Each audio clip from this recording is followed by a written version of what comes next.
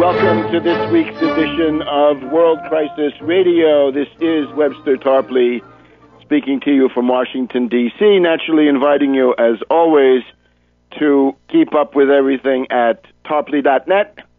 On Tarpley.net this week, we had new postings from Press TV, from my Hour on Rents radio program, and by now I think an article that I've written for Press TV about the two conventions. And why don't we go right into that? Also recommending that you keep up with breaking news on Webster G. Tarpley Twitter feed. I was also in Amsterdam, in the Netherlands, last Friday, a week ago today. That was the Magneet Festival. That was the political tent of a larger festival. A lot of fun. A lot of people angry at the European Central Bank, angry at Mario Draghi, which is fine because I share that. And the whole point of a mass movement in Europe is to seize control of the European Central Bank. Kick out Draghi of Goldman Sachs. Get rid of him. He's in the headlines in the last 24 to 48 hours. And we'll talk about that later on if we get around to it. But now let's do a wrap-up on the two U.S. conventions, which show us, I'm afraid, the dire situation and the moral and intellectual bankruptcy of both of these parties. Let me just say, before we leave Draghi completely, this does bear on the mood of the transatlantic ruling class, the British, the continental European oligarch types, the Bundesbank types, the French finance community, the various Italian reactionaries, Spanish, and so forth. Notice that what Draghi announced yesterday being the 6th of September, because today is the 7th of September, when Draghi made his famous speech, he said, all right, from now on, we of the European Central Bank are willing to support, we're willing to pay for, buy the government bonds of the European countries that need us to support their bonds in the market. And actually, that's the first thing they should have done. They should have done that 3 years ago. They should have made that announcement in 2009, saying, don't bother speculating against these banks, against the bonds of Greece and against Spain, Portugal, Ireland, Italy, and the rest of them. Don't even bother, because we're the European Central Bank, and we are going to positively prop up those prices. We're not going to allow you to drive the prices down so that the lending costs to these countries go up, right? That's a gift to these speculators, to parasites, to looters, and so forth.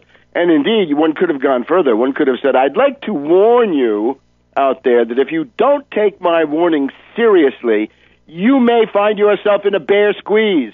In other words, if you insist on speculating against our bonds, maybe someday, some Saturday to Sunday night, I'll announce a massive program of buying up those bonds, and if you're short those bonds, you'll be destroyed. You'll be wiped out.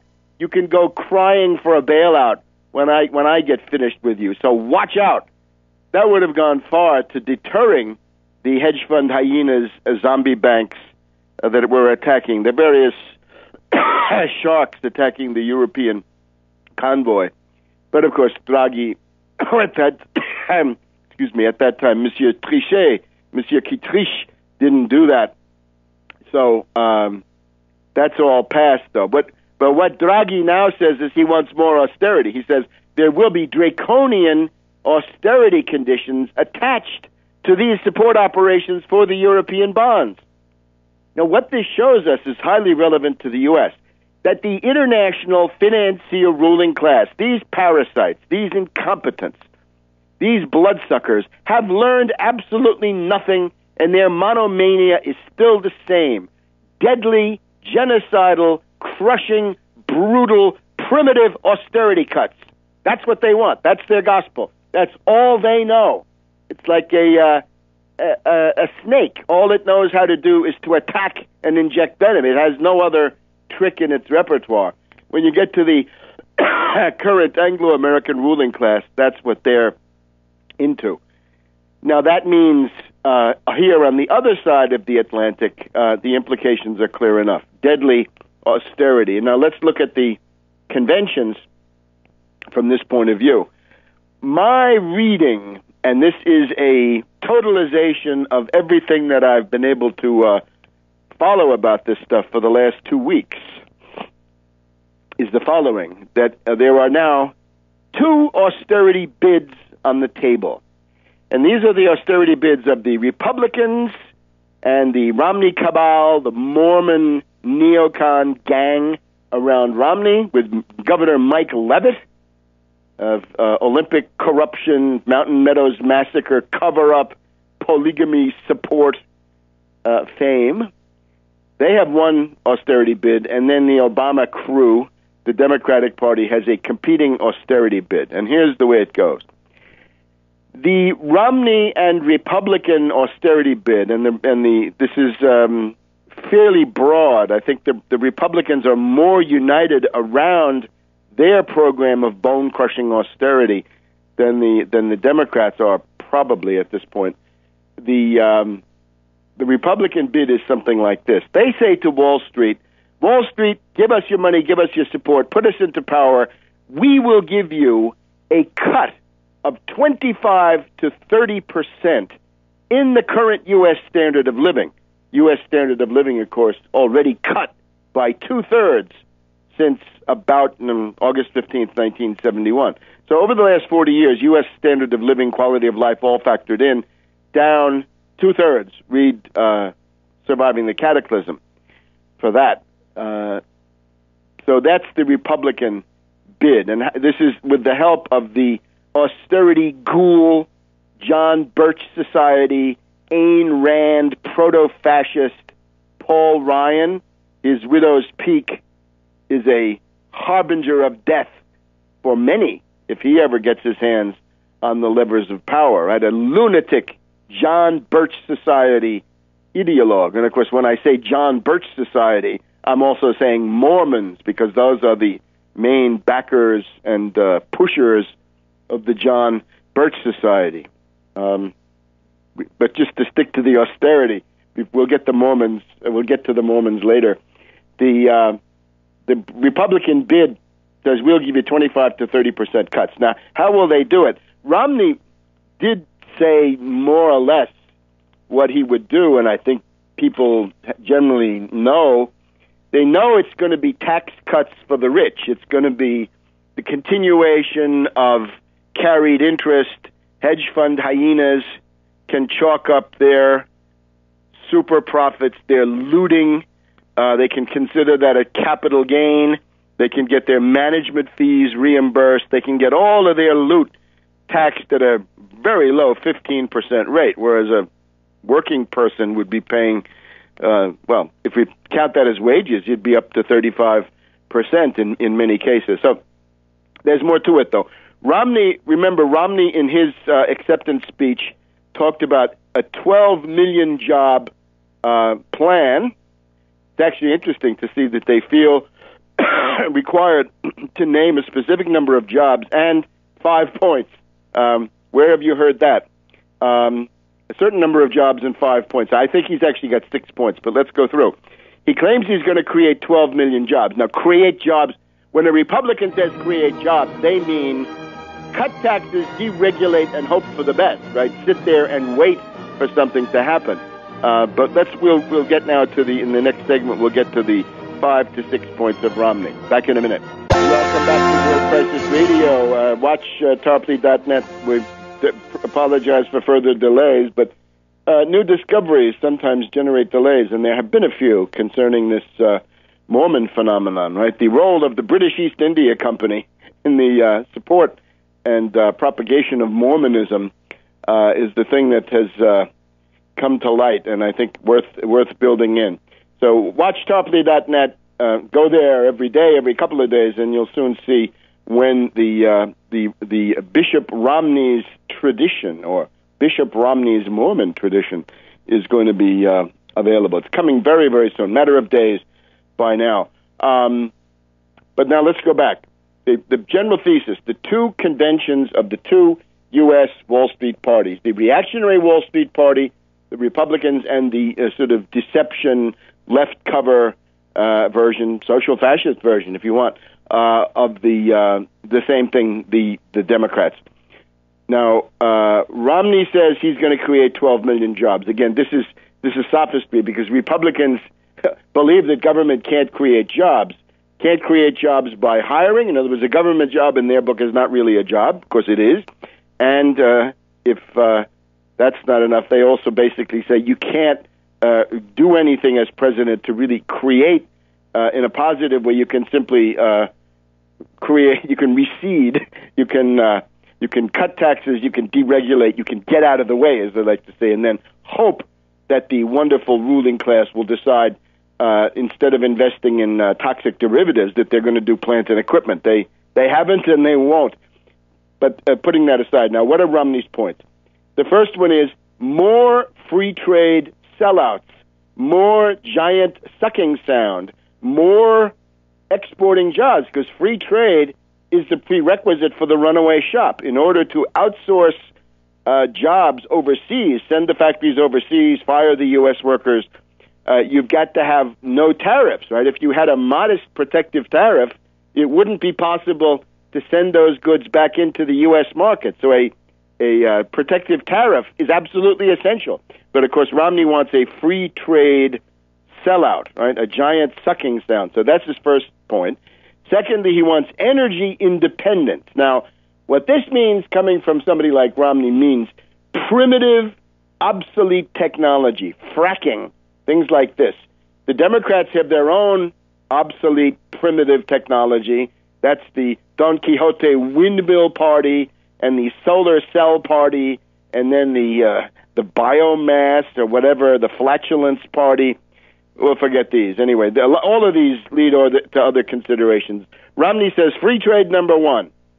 Energy, basically fracking and drill, baby, drill. Some of it's okay, but a lot of it is this primitive fracking. Third point, tax cuts for the rich, of course.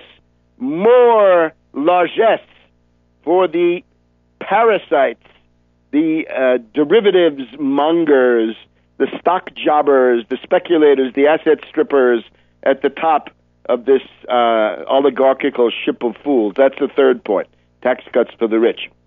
Fourth, and this is where Romney begins to get ahead of Obama in some ways, union busting with a vengeance. He's got union busting and busting the teachers' union, in effect, as one of his key points. And Republicans are actually doing this stuff, right? When Mitch Daniels can make Indiana into a union-busting scab state with a right-to-work law, you can see that the Republicans actually have something to put on the table. Obama, naturally somewhat reticent about how openly he can talk about busting the teachers' union. He always says cooperate, but that is, of course, a lethal embrace. So that's the fourth point. Fifth point for Romney, genocidal austerity cuts. Of course, right? If you're going to have tax cuts for the rich, you got to match that with genocidal austerity cuts for others. And the way he wants to do this is he says that he will remove various tax deductions that are now in the federal code, but he won't tell you which one. Now, this is the point that was attacked by Clinton, and I think indeed by Obama. Clinton, with some effect, saying you ask him which of these deductions you're going to get rid of, and Romney says, ask me that after the election. It's fairly clear that they want to remove the tax deduction for mortgage interest. For the Republicans, having people own their own homes is not a value they're willing to do anything. You know, they're not really willing to lift a finger to get that done. And that, of course, means that the tax bill for the middle class, loaded with mortgage debt, will go through the roof. So what he's really proposing there is tax changes that will increase taxes on the middle class, working people, the poor, and others. That's one side of it, right? They'll get rid of the college tuition tax benefits you can get, education credits, so-called, lifetime learning credit, hope credit, things like this. And there's the other side of this, of course, is cutting the social services, which are overwhelmingly for the benefit of poor, destitute, or working poor, or working class, or middle class, right? All of that will get the axe.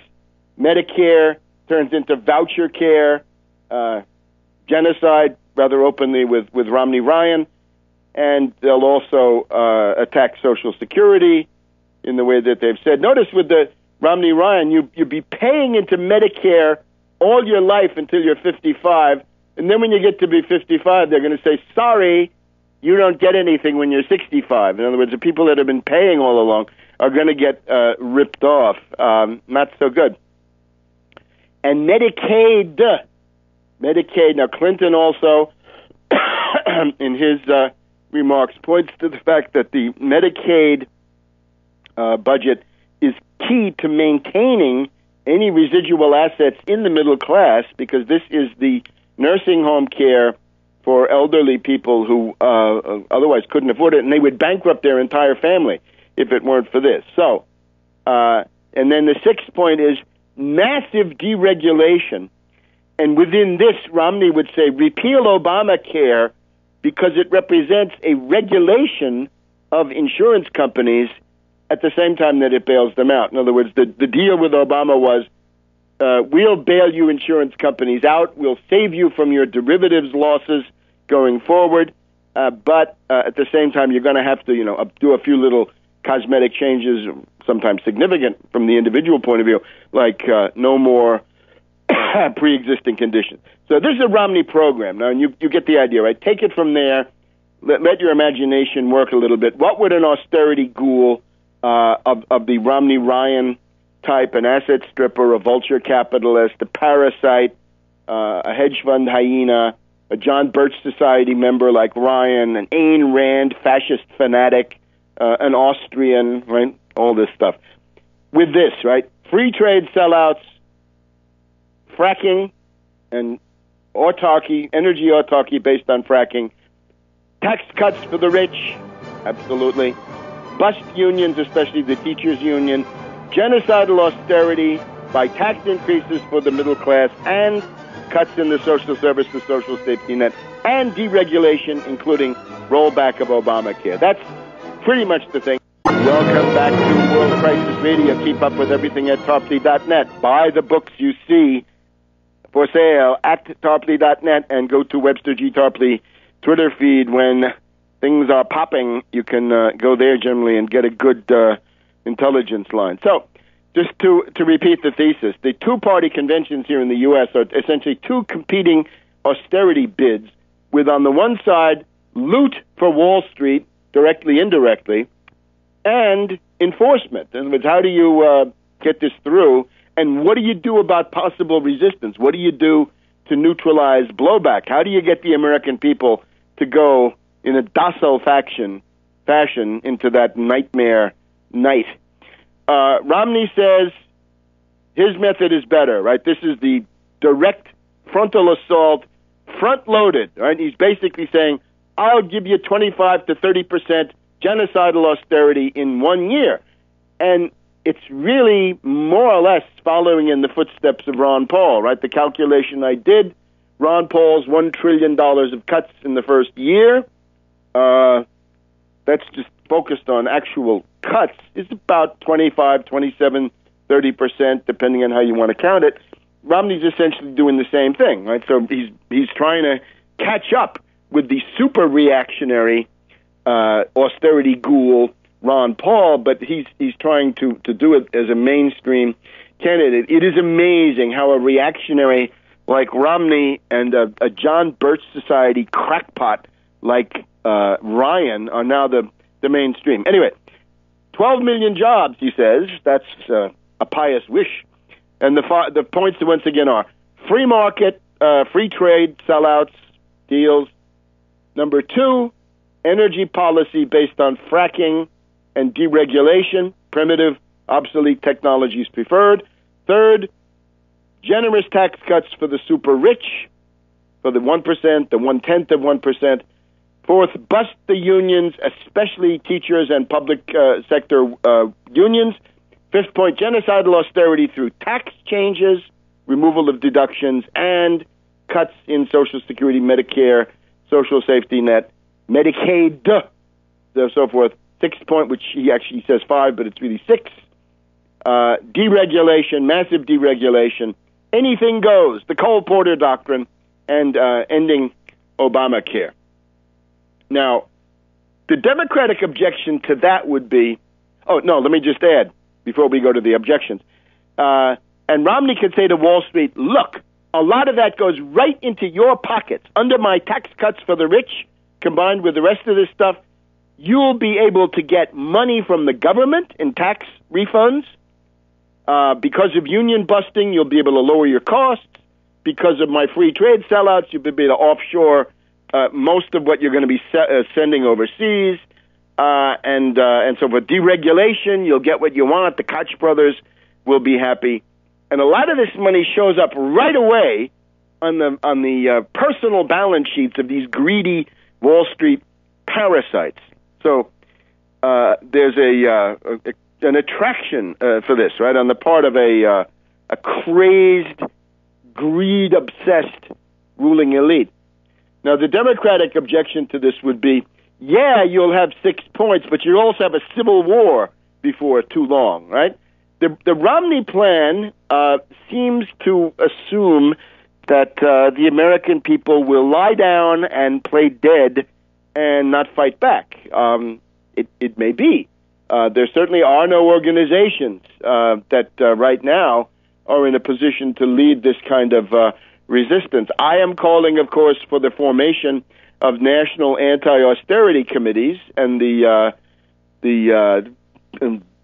takeoff, right? There's sort of a hard start to get this going. I showed up on Press TV today, yesterday or this week, with a Occupy spokesman, a veteran from California, and they're as impotent and determined to lose and be irrelevant and to count for nothing as they ever were. They have also learned absolutely nothing. But maybe there are other people that have learned more.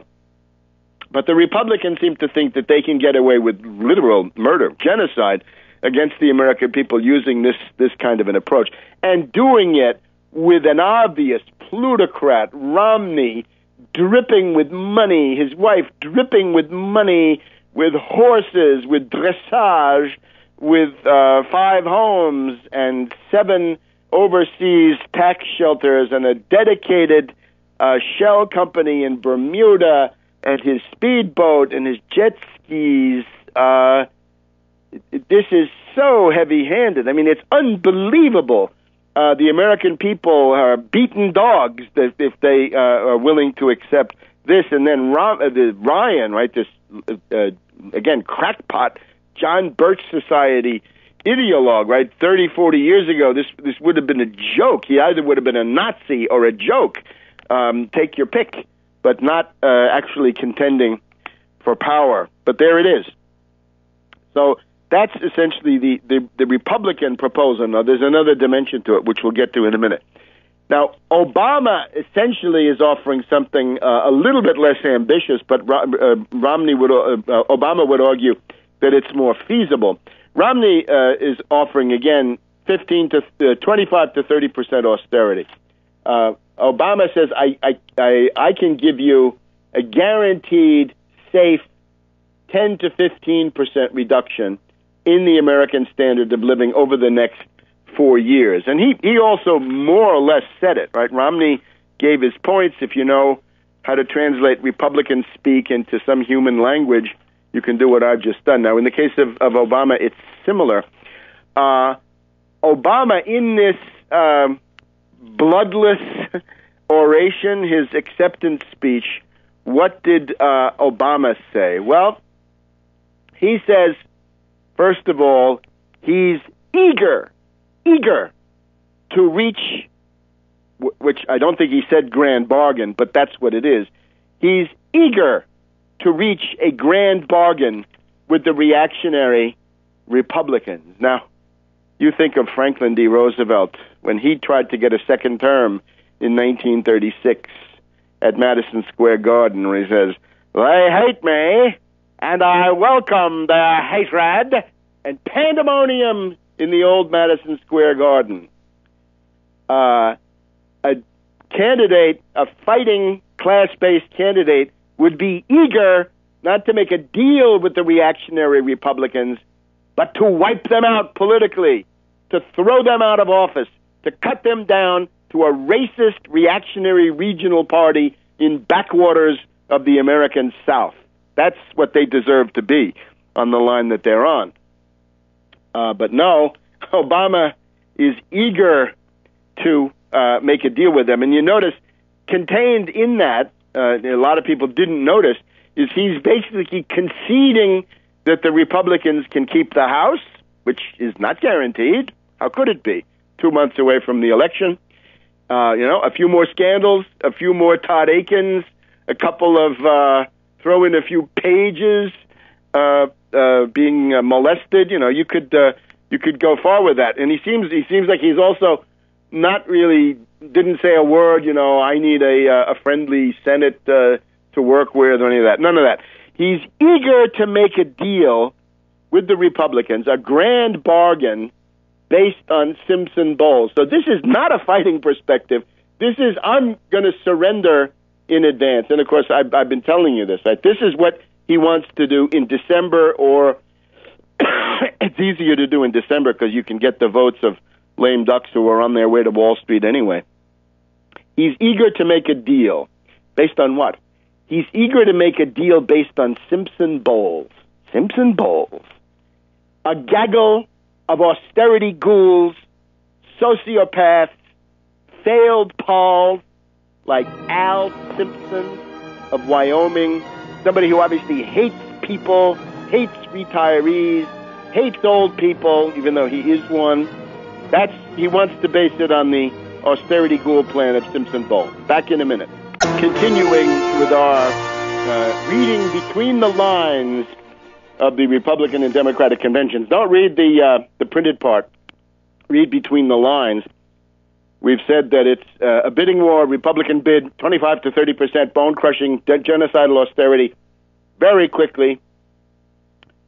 Obama now going with a lower offer, but he's also saying his offer has less risk, 10 to 15% reduction in the U.S. standard of living. The way Obama would do it, this would be available for corporate welfare, but to a somewhat narrower group. In other words, you've got to be part of the green jobs boondoggle, the Malthusian Solyndra kind of stuff, right? Can't be modern technology, has to be backward, has to be, Malthusian.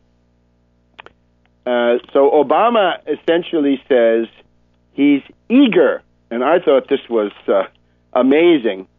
You'd think that it would be, smothered in a chorus of booze and shoes and dead cats and tomatoes and what have you. But no, he's essentially saying he believes the Republicans will continue to control Congress or most of it, and he's eager to make a deal to sell out his own base, the same poor schmucks that were sitting in that hall applauding him. So eager to make a grand bargain. He didn't say grand bargain, but that's the idea. Eager to make a grand bargain based on the lunatic and reactionary Simpson Bowles Commission. Now, that guy, Al Simpson, should be far away from public policy. I don't know whether we can put him in jail, but it's likely. I mean, if they took a good hard look at him, they'd find it. You had, the Malthusian bureaucrat Rivlin, Erskine Bowles, a Southern stockbroker associated with Clinton, right? The one of the Wall Street characters that Clinton had, chief of staff of the Clinton White House, and they came up with this austerity plan. Of course, now this is controversial because the austerity ghoul Ryan, the John Birch Society man, the crackpot from Wisconsin, he was on this Simpson Bowles Commission, and of course he voted against the final result because they dared to touch they really had some sort of cosmetic window dressing in terms of, putting a touch on the rich parasites. No, says Ryan, the rich parasites are absolutely sacrosanct. Not one penny from the rich parasites, hedge fund hyenas, zombie bankers, the ticks, the lampreys of this economy. No, we can't touch them, says Ryan. Right, the goal of all public policy under the reign of Grover Norquist and Ryan is that their looting is sacrosanct, and it's been imbued with a new moral purpose. And then, of course, he turns around and attacks Obama for Obama didn't reject it. He just didn't do anything much with it at that time. Obama, as of last night, has now come pretty close to saying that the basis of negotiation will be the Simpson-Bowles Commission, which is ridiculous because that means that's going to be the starting point, and the finishing point will be at least half the distance, and knowing Obama, 3/4 to 4/5 of the distance to the reactionary proto-fascist Republican point of view. So you can see what he's just given away. And Obama even put a number on it. He says he wants $4 trillion of cuts over the next 10 years. So Obama says $400 billion in cuts over the next every year for the next 10 years.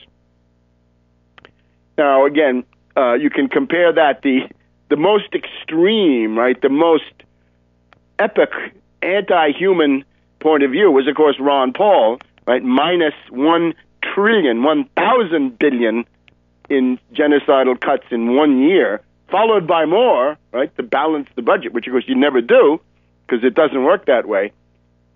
But Obama really says, I think he's assuming that there are already 1 trillion of genocidal cuts built in under the Satan sandwich, right? The sequester that was built into the Satan sandwich of about a year ago means $1 trillion in cuts from Pentagon on the one side, Medicare and social services on the other. And then on top of that, 4 trillion more. Of course, Obama will say that he wants to get revenue enhancements. He wants to have tax cuts on the rich. He wants to roll back the Bush tax cuts. He was not very explicit about that. Well, he did touch on it. Remove the Bush tax cuts for the most wealthy plutocrats. But you can see Obama is now halfway to Ron Paul. Unbelievable on this stuff. So this is the Obama method, and of course Obama's promises are, they're like school uniforms. They're very small bore. He has 1 million jobs in manufacturing. He's got 600,000 jobs in natural gas, 2 million trainees, 100,000 teachers. And of course, when he says 100,000 teachers, he means 100,000 scabs that can be used as strike breakers to take away jobs from existing teachers. So that's really not new teaching jobs. So 1 million manufacturing, 600,000 natural gas, 2 million trainees. He doesn't get anywhere near even the 12 million that Romney pulled out of the air, because Romney simply pulled it out of the air. And even Obama has no specifics on how you're going to get any of this. Now, the way that Obama can do this, Obama would argue, is through his magic, his personality, his charisma. He reasserts hope and change. The hope is in you. America is optimistic, and on and on. What he's really saying to the ruling class is, look, I can do all this with minimal blowback, minimal protest. You saw what I did. Anti-war, impeachment, 9/11, gone as movements. Occupy Wall Street that's more or less Soros, NATO intelligence, ad busters. That's really to help the Obama campaign, the way it was run here, right? Kevin Zeese, obviously, and Van Jones, and quite a few of these people. They saw Occupy as a kind of ideological flanking maneuver to to get people ready not to like Romney. But otherwise, what has there been? In Wisconsin, this was never Obama. Obama was always against it. He wouldn't lift a finger for them, and he sold them out. Wouldn't go there. Obama, Biden, Solis, Holder. None of them ever went. Not a thing, right? Not a fighter for the middle class, right? He promised he'd go on the picket line, and in this case, he never did. So Obama can say, I can do this at least for the next 4 years with the radiance and the magnificence of my charismatic personality. I can just do it, right? Because nobody can oppose me. I'm actually surprised that there weren't ghetto riots already this summer. Looks like the summer is ending, and the ghetto riots have not occurred. And if so, you can chalk that up to Obama, right? That the word went out, Obama doesn't want this, so don't harm Obama. Bit of a surprise. Now, therefore, the summary for Obama is 10 to 15% austerity, but it's more than it seems to be because the costs of enforcing this are much lower than the police state measures. Of course, the Democrats have supported the militarization of police departments, right? Direct repression. The Occupy people made it easy because they never had a programmatic point of view that would have gotten them some support from broader people in the population. They basically said, we're the hippies, we're the petty bourgeois students, we want to do our thing, we want to camp out in the park, have a hippie commune in the park. So therefore it's easy to go and beat them up. And the Democrats were happy to do that as well. So that's where we are. Now there's another dimension on this in just a second, and we'll be back on World Crisis Radio.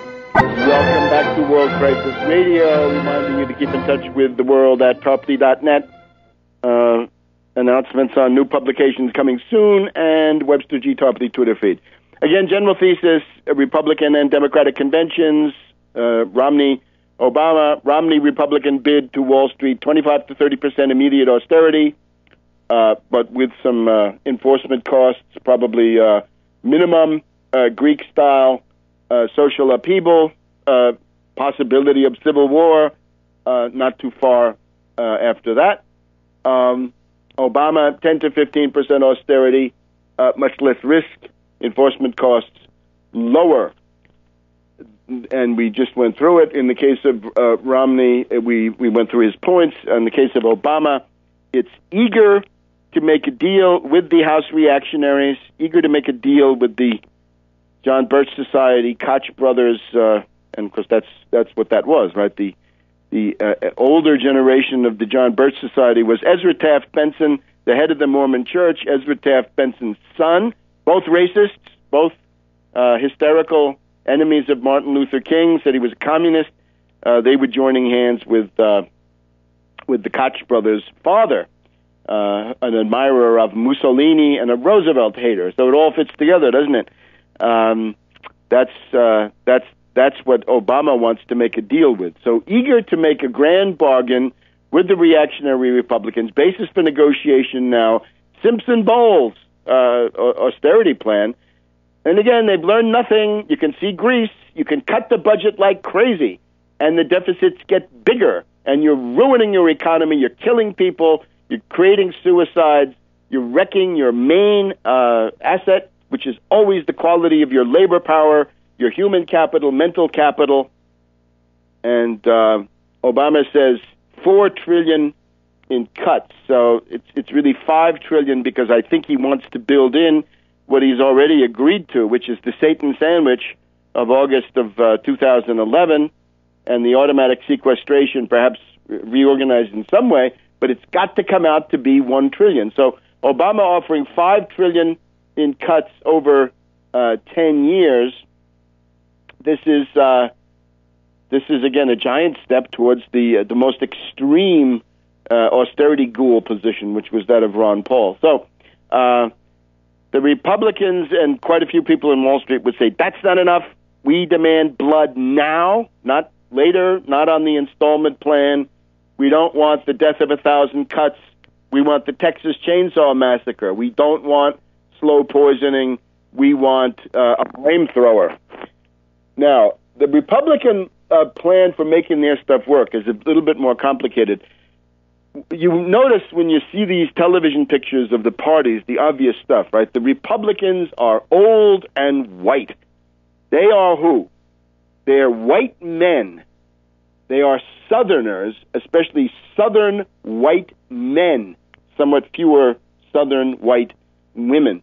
They are small business, understood as low-wage sweatshop employers. They're the petty bourgeoisie, right? The nation of shopkeepers. Brokers, right? The Tea Party, we always said, real estate, insurance, and other kinds of brokers that are there in the Republican Party. Defense contractors, big oil, and so forth. It serves Wall Street, but the actual groups that they mobilize are pretty much those certain very specific groups, like neocons, anti-Castro Cubans, and so forth. Mormons, obviously, significant part of it. But that's the Republicans. Now, the problem the Republicans have is demographically they're doomed because those groups are shrinking.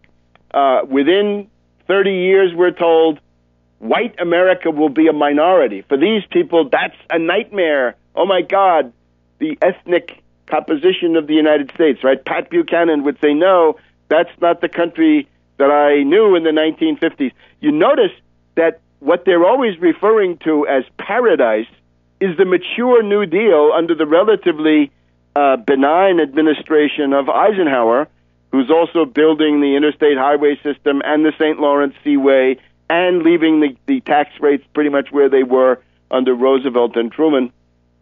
That's what they want to harken back to. But they don't want the policies that produced it, and they're completely blind to the race issue, because this was the flaw of the 1950s. There were a lot of people who were excluded from it and still are. Black America, Hispanics even then, right? Puerto Rican immigrants to New York City, living, 20 in a room in tenements, right? This was already in the 1950s, the world of West Side Story, what have you. So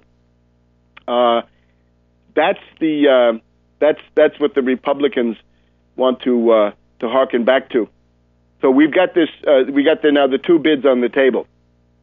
The Republican perspective for their own survival. They've developed this over the last couple of years because, given what I've just said, they can't survive demographically because their appeal is that they've now painted themselves into this racist corner, right? The Tea Party, of course it was racist.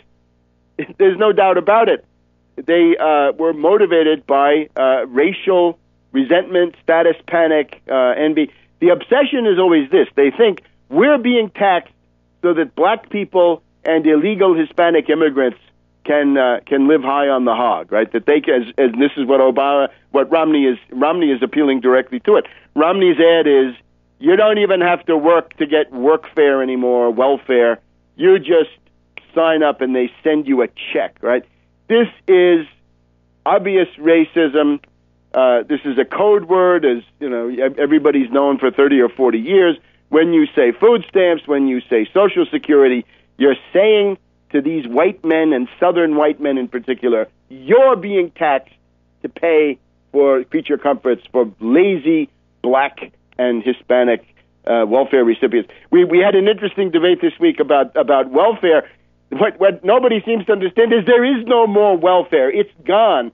There's temporary assistance to needy families, TAMF, which is simply a momentary transition program. But the title of the 1935 Social Security Act, Aid to Mothers with Dependent Children, that was destroyed already by Clinton, as he reminded us in his speech there on Wednesday night. So the Republicans have known that they're demographically doomed, to the extent that they have made themselves more and more racist, reactionary, xenophobic. They're not only racist, but they're xenophobic in the sense that they hate foreigners, and you can see they do. Who do they like? The Israelis, the British. That's about it. The rest of the world, right? 99.9 or thereabouts. They can't stand. So they've done this to themselves, right? Limbaugh and these other people, they've done their work so well that the Republicans are now tied to a shrinking part of the population, They'll never get the black vote is zero for Romney. Not difficult to see why. It's a racist religion. It's a racist church. They say, oh well, we abolished our racism in 1978. Yeah, but your whole institutional momentum, right? The leaders, the quorum of the 12 and the first presidency and the two counselors, they've all spent most of their lives under the racist system. Romney he was happy to encourage people to join the Mormon church for the first 30 years of his life, 32 years, 31 years, and say, come into my anti-black racist religious organization here. So this is the problem with that. So the Republicans have been aware of this for quite a while. So what do they say? Well, they say we will essentially end the status of the United States as a representative government with a right to vote, a franchise, which is available to just about all adults, right? The Republicans are interested in suppressing voter turnout and preventing people from voting. In other words, it's a way to get, under color of law, you can get to a permanent plutocratic dictatorship using the Republican methods. Democrats would have a much harder time doing this for the obvious reasons. Back in a minute. Welcome back to World Crisis Radio, Webster Tarpley in Washington, D.C. So we've gone through the two competing austerity offers. Romney offer minus 25 to 30% on the U.S. standard of living in pretty much 1 year, front-loaded, busting unions, key part of it, destroying the only mass organizations that could resist a totalitarian plutocratic regime. Obviously, Rand Paul joining in on the union busting and even wanting to go even further with the austerity. And then Obama, 10 to 15% austerity cuts, eager to make a grand bargain based on Bowles-Simpson, $4 trillion in additional cuts or revenue enhancement, tax increases, and that builds on the $1 trillion built into the sequestering implicit in the Satan sandwich, since the 12 tyrants didn't make a deal. Complicated picture that they've created for us. The problem with the Republican one is that a certain amount of backlash, right, riots, maybe civil war might emerge. Obama says he can do it with his radiant personality. The Republicans, however, have already got something going to deal with the fact that they're demographically doomed because they've tied themselves to shrinking parts of the U.S. population. They've assumed a racist, xenophobic, anti-Hispanic, and related, right, anti-Middle East, I'm sure, anti-Far East, well, if they have money, it's okay, posture. This means the Republicans are demographically doomed. The Republicans may even think that if they don't steal this election, they may be finished, right? Maybe in 4 years, given the demographic trends, the Republican base will be eroded by the Grim Reaper, and then since they've really taken this irreversible racist and xenophobic stance, that they'll never get back into power. So for the Republicans, there's a huge urgency to get into power now and begin to limit the right to vote, so that you have some hope of being able to hang on in the future. And the thing that they're concerned about with Obamacare is not what they say. They don't want people to think that they have a right to health care. They don't want the idea of economic rights. This is what they're most afraid of. The Franklin D. Roosevelt Economic Bill of Rights of January 1944, where you have 6 or 7 or 8 economic rights that are your constitutional human rights, had that recognized. This would be death for the Republican Party. They'd become extinct. So the Republicans say, here's what we'll do. We'll make it harder and harder for these people to vote. Remember, when people get poor, right, if they're unemployed, if they've been foreclosed on, if they've gone through this buffeting, they become apathetic, they become resigned, they're much less likely to vote. So if you drive people into poverty, that's kind of a vote suppression right there. Statistically, it's been shown. Poor people vote less. Well-to-do people vote more. Old people vote more, but if they're poverty-stricken, then they vote less. So that's also a part of it. Now, they would also say, let's have exorbitant identification requirements. Let's find ways to make it harder and harder for you to prove who you are and continue voting.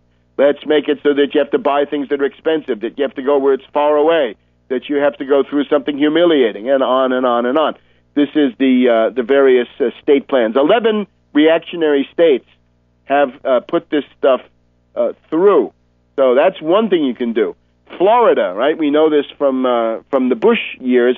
You purge the voter registration rolls. You find some company that's willing to do this as a scam, and you simply, erase a lot of names. You delete names from the voter rolls, and when you then show up to vote, you can't vote provisional ballot, but you've still got to come back within a very few days or hours with all the ID. A lot of people can't do it. They've already taken one day off to vote or half a day off to vote. They can't do it again. So you're suppressing this stuff. A lot of these plans come from ALEC, American Legislative Exchange Council. Koch provides the money. John Birch Society, pro-Mussolini in the previous generation. If there's early voting, this is the Ohio one, since working people have a hard time voting on a Tuesday, if they can vote on Saturday, if they can vote on Sunday, makes it much easier. Black churches traditionally get led by the minister to go and vote on the Sunday right after the services. Make that impossible, say the fascists out there in Ohio. You can harass voters in some other ways, too, but you get the idea. So the Republicans say, we will limit the franchise, right? We'll go to, in Prussia, right, under the Prussian Constitution, you had the famous three-class elections, right, that there were three categories in the parliament. Hard to get that at here, the so-called Dreiklassenwahlrecht, but you get the idea, right? Make it harder and harder. And then you've got plenty of cops, and you're going to be demoralizing people. And then, of course, money, Citizens United, right? You've got a bunch of fascist judges, the Rats Cabal, Roberts Alito, Thomas and Scalia. They will really, they're in the process of striking down any barrier. Pretty soon you'll have any corporation will be able to give money directly to candidates. No more limits, sky's the limit, Cole Porter doctrine, anything goes. So the Republicans say using police-state methods, depriving people of the right to vote, harassing voters, demoralizing them with poverty, buying elections, snowing them under with cash, we can control. And they really feel an urgency that they've got to get in now, because 4 years from now may already be too late for them. And this is what Romney's supposed to put through. It's no coincidence that Romney comes from the church that's got this racist theology. And, of course, the Republicans had Mia Love, a token black mayor of Salt Lake City, right? She's there as a black woman with ancestors from Haiti to show, oh, no, what you've been told about the Mormons is not true. Well, it is true, and this is called tokenism, camouflage, what have you. So that, I think, is the package. So those are the two competing bids. Again, with Obama, the money doesn't necessarily go in increased amounts to the Wall Street hedge fund hyenas, but it is available as corporate welfare, especially if you're in the green scam, and it's also available as the future bailouts. Right? He'd be happy to save them again. Of course, he would. So I think those are essentially the two offers. Now, again, I conclude that the ruling class finds the Romney offer more attractive. How do we know? First of all, money. Wall Street is giving more money to Romney now. This has changed, but it has changed over the last couple of months. And secondly, the Federal Reserve has not done any hot money operations, QE3, whatever it is. They haven't done that in any way that would help Obama, so they voted against him. And Obama, welcome back to World Crisis Radio. So again, the indications that the transatlantic ruling class is supporting Romney, clear enough, he's the one who made the secret visit to Bilderberg, but unmistakably more Wall Street money now going to Romney, and Bernanke, Federal Reserve, always talking about quantitative easing, talking about doing something at the next meeting and so forth. But the time for helping Obama is over. And, half a trillion of hot money would have created a bit of an uptick. All you need really to convince people for a couple of months that the recovery is there. But they didn't do that, and that indicates where they're headed. So I would also urge people, beware when you see people now that have all of a sudden discovered anew how horrible Obama is. Watch out, they may be working for Romney. And Romney really means the CIA, right? Because remember, the Mormon mafia, right? There's a Mormon mafia in the CIA. There's a Mormon mafia in the FBI. We just had, a couple of years ago, 300 Hispanic FBI agents won a lawsuit against something they called the Mormon mafia for job discrimination, pay discrimination, and related stuff against them. So there's a Mormon mafia. Brent Scowcroft was sort of the right-hand man of Kissinger. He did a lot of the personnel stuff with Kissinger. Remember, whenever there was a job opening, Kissinger was always there with the candidate in the State Department, the intelligence community. Scowcroft was actually doing that. So there are a whole bunch of people that are either Mormons or dough faces for Mormons. In other words, tools of Mormons, satellites of Mormons, people in the tradition of this guy, Kane, from Pennsylvania, who helped Brigham Young cover up for the Mountain Meadows Massacre back in the 1870s and the 1880s. Now, let's just give some examples of this. Let's take LaRouche, right? When you're talking about CIA disinformation, LaRouche is always a great place to look. And what we have now is this new video that's been posted on quite a few places on the Internet about non-survivability or non-survivable or something like this. And it's sort of the day after. It's some, the night of the Auk existential presentation of the dangers of nuclear war. A lot of the stuff is true enough, right? That there is the strategic pivot by the entire Anglo-American aggressor community against China in the Far East, against Russia. But this is completely personalized to Obama. In other words, it's all Obama's work. This is quite fantastic. Romney is completely left out of the picture. So this is a campaign document. This is LaRouche supporting Romney. That's what it is. And is that a good idea? Notice, when LaRouche could have done something to stop Obama, he didn't lift a finger. I put out 2 books, one in April 2008, before the key Ohio and Pennsylvania primaries, and another book in August, before the Democratic Convention. And I raised the issue of Obama's birth certificate, because it's clear this is how he could be blackmailed. This is how he has been and is blackmailed, of course. But LaRouche in those days was saying, Obama's life is in danger. The British are determined to get rid of wonderful Obama. And then, of course, once Obama got into power, LaRouche discovered all of a sudden that he was the new Hitler. Now, this is a very, very transparent kind of disinformation campaign. So I would say, if you're going to look at that nuclear war thing, notice that the idea is that Obama personally seems to embody all of these dangers. And then, we've got LaRouche there on the one side, and then Glenn Beck on the other. Glenn Beck. I think it indicates already how sensitive the saints are to exposés concerning them. And this is just now in the last day or two.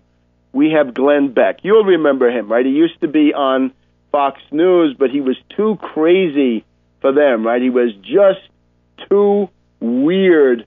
And he's got his own television program, and this is, what's it called? Blaze TV. Operation Trailblazer? I don't know. Blaze TV with Glenn Beck. So yesterday, I believe, yesterday being September 6th, Glenn Beck devoted a full hour to the question, does Mitt Romney's Mormonism make him too scary or weird to be elected president of the United States. And therefore, it became Ask Glenn Beck, convert to Mormonism, about Romney. So it's open apologetics. I would also remember, you can look on the internet, you can find a tape of Joel Skousen, who, with a straight face, admirable gift, Joel Skousen gets on there and says, Romney is not part of the establishment. He's not part of the establishment. The establishment fears Romney. They don't like him because they'd have to discipline him and lean on him if he ever became president. Now, this is, of course, absolutely fantastic, but the Mormon Joel Skousen is doing yeoman service for the Mormon oligarch Romney. Now, in the case of Glenn Beck, let's just see if we can go back and reconstruct some of the stuff that he says. He pretends that he's not familiar with Warren Jeffs. He calls him Warren Jeffers. I guess the two or three main issues. Polygamy. Well, says Glenn Beck, he dodges this as long as he can, but then he says they did practice polygamy, but 122 years ago, polygamy stopped. Well, why did they have polygamy? Well, people died for the Book of Mormon. Polygamy is biblical, and this is what Milton also argued. All kinds of stuff is biblical, right? You can go back there and find some pretty grisly, hair-raising stuff. But the main thing is victimhood, right? The Mormons want to be portrayed as victims. They're not aggressive. They're not theocratic. They don't have armed Danites. They don't have stealing and rustling and land grabs. They don't have block voting. They don't have, attempts to seize power, the White Horse Prophecy. No, they're just a bunch of victims subjected to massive persecution. And he says, Mormons were the conservative talk show hosts of the time, and the government was American Airlines. This is Glenn Beck portraying himself as a victim. And then he shows you this infamous extermination order. The idea being that the controllers of Mormondom, and my argument is those controllers are in London and associated with London, they've got to use the Mormons to create chaos and conflict to get a civil war going or to contribute to that process in the U.S. So they somehow, for some reason, Missouri becomes the most important, right? The border questions, right? The issues of the Missouri Compromise, the Kansas-Nebraska Act, and all of that. Missouri is the last place you'd want to go if you didn't want conflict with your neighbors, right? If you wanted to be tolerated, you might try Wisconsin or Minnesota or someplace, the Dakotas, whatever. But no, you got to go to Missouri because it's full of these border ruffians who are pro-slavery, and they're armed and they're in your face. And then you go in there as the saints, and the saints say to the border ruffians, guess what? We're going to expropriate you soon, and right now we'll do some on the installment plan by looting your cattle and so forth. So then the border ruffian proto-Confederate governor of Missouri writes Executive Order 44, the extermination order.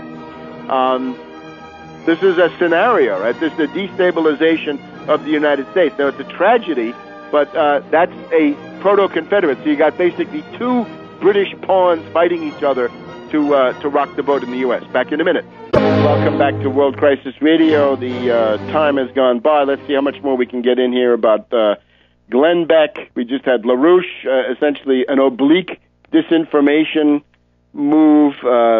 Obama incarnates the danger of nuclear war. But, of course, Romney, with all those neocons, right, bigger warmongers, Romney, who says Russia is the main enemy, says this openly. That's ignored. Very, very strange. Glenn Beck, I think, responding to perhaps even to some of the things we've been doing here on this program and elsewhere, and other people have been joining in. Glenn Beck wants to give you 1 hour about all those terrible myths about Mormondom and how Mitt Romney should be president, of course. Playing this card of victimhood. Polygamy. Why was there Mormon polygamy? He says, only in response to the fact that so many of the men were killed. The Mormon men were being killed by religious persecution, by mobocrats, I guess they would have said, because they were getting killed and they wanted to repopulate, keep Mormondom going. So therefore they said, let's have polygamy. It began with the persecution and it ended when the persecution ended. The problem with that is it's baloney. The polygamy began with Joseph Smith in particular in the 1830s, early 1830s. We don't know how early. And of course, they lied about it for quite a while, and they kept going. And even after 1890, we have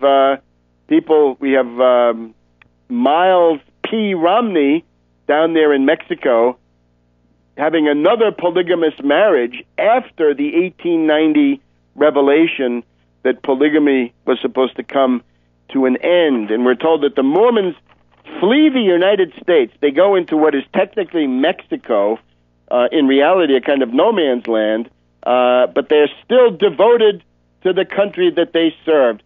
Poor, ignorant Glenn Beck thinks that the Mexican War was the Spanish-American War. He refers to something real, a Mormon brigade that was sent in to the Mexican War. This is because the pro-slavery party was the one supporting the Mexican War at that time.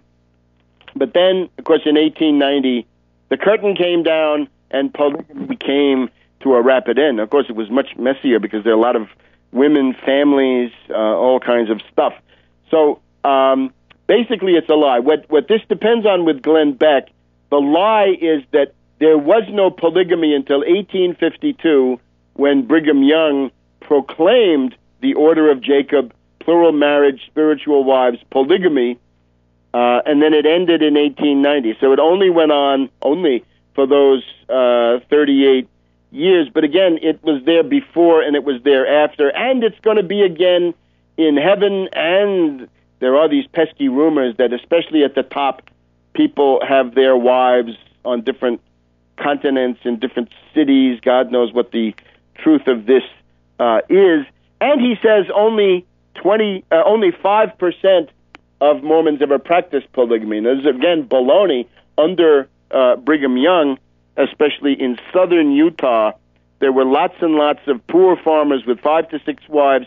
They became the field hands. He became the overseer, and it duplicated the principal structure of slavery.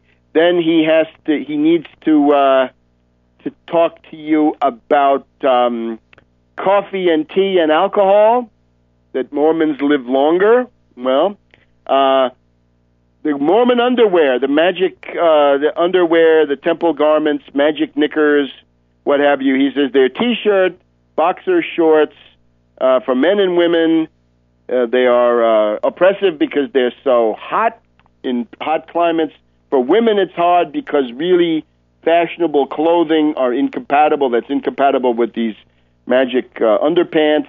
He says it's hurtful to have that mark. This is the fire-eating Glenn Beck who insults people, character assassin left and right. But suddenly, the underwear it's hurtful to make fun of it. Now, why don't you show us your underwear there, Glenn? Can't show us because it's festooned with pagan, Freemasonic symbols, hex signs, God knows what, right? You don't know what you'd find on there. Think of symbols. Oh, my God. Let your imagination work. So you're not allowed to see it. Why not show us a pair of these things? No, it's a secret. Inside of the temple is a secret. Mormons live longer, 5 to 8 years longer, because of clean living. He apparently said some things about temple rituals. This would have been interesting, right? The so-called temple endowment, the liturgy or rituals.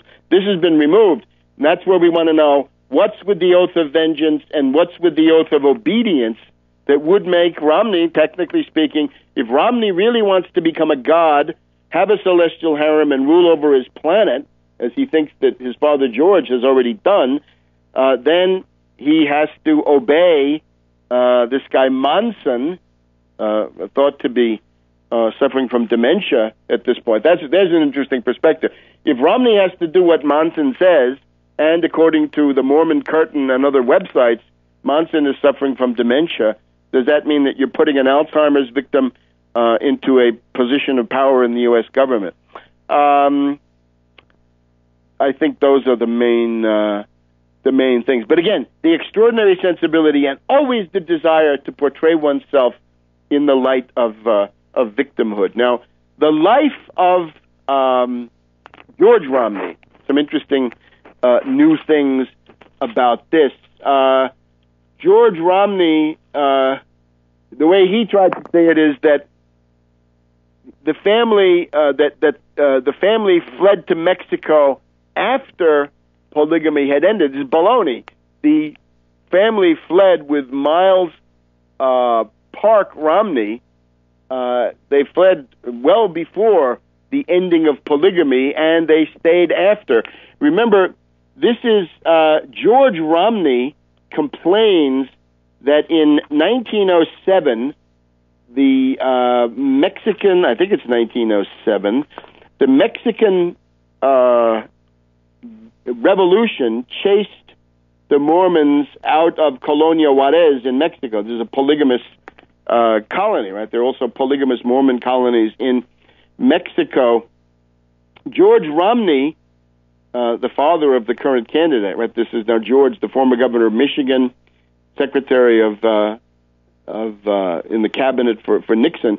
George Romney says that his family are prominent victims, right? The Romney-Pratt family are, quote, the first displaced persons of the 20th century. The first?